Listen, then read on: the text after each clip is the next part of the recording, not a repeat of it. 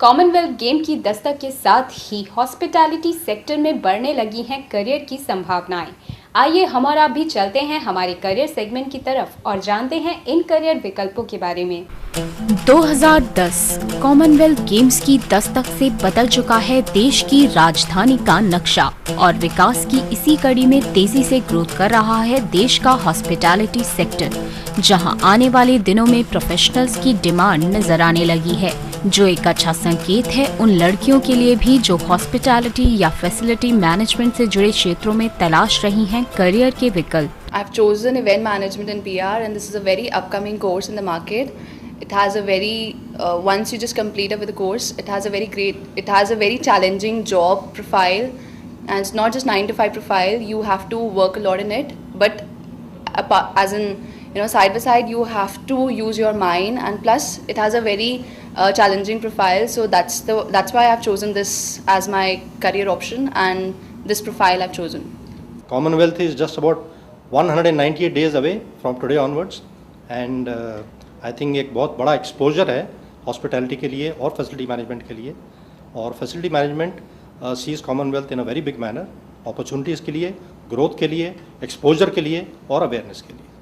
The avenues that are going to get opened for India with the Commonwealth and beyond, and India is waking up as a service sector economy wherein the need for personnel trained in facilities with the infrastructure booming in events, public relations and hospitality with corporate India coming up to international levels is phenomenal.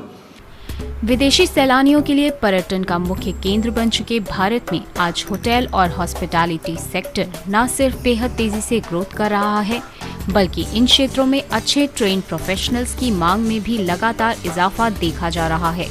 ऐसे में event, PR और facility management से जुड़े in various fields में professionals को तैयार करने के लिए आज मार्केट में आ चुके हैं कुछ ऐसे कोर्सेज जिनको ऑप्ट करके इन अवसरों को पाना हो सकता है काफी आसान।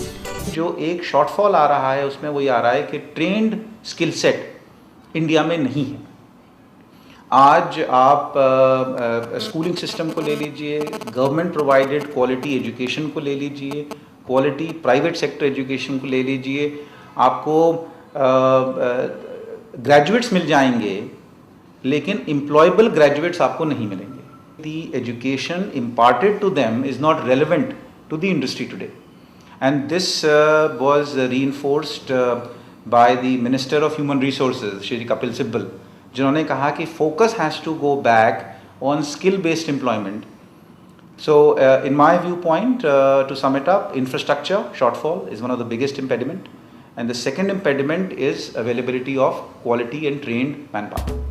हॉस्पिटैलिटी और फैसिलिटी मैनेजमेंट से जुड़े इन कोर्सेज में इंडस्ट्री की रिक्वायरमेंट को ध्यान में रखते हुए स्टूडेंट्स को थ्योरेटिकल नॉलेज के साथ ही लाइव कंडीशंस में काम करने का मौका भी दिया जाता है, जहां गेस्ट सर्विसेज से लेकर उनकी पर्सनालिटी ग्रूमिंग, कस्टमर रिलेशंस और मेकओवर पर भी खासा जोर दिया जाता है, जो एक अहम भूमिका निभाता है उनके प्लेसमेंट्स में।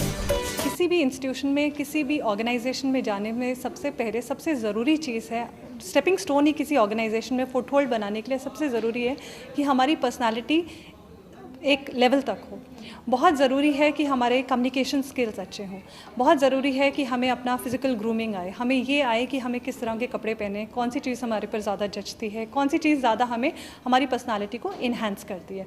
तो मैं एक कंप्लीट 360 डिग्री का मेकओवर अपने स्टूडेंट्स को देती हूँ। एक पर्सनालिटी डेवलपमेंट मॉड्यूल है जिसमें उनको तैयार किया जाता है, जब वो इंटरव्यू के लिए जाएँ तो क्या बात करें। उनके साथ रेगुलर सेशंस होते हैं जिसमें उनको बताया जाता है कि इंडस्ट्री कहाँ जा रही है, क्या ज़रूरत है इंडस्ट्री की। ज़्यादा थ्योरेटिकल इनपुट नहीं है, ज़्यादा प्रैक्टिकल इनपुट है।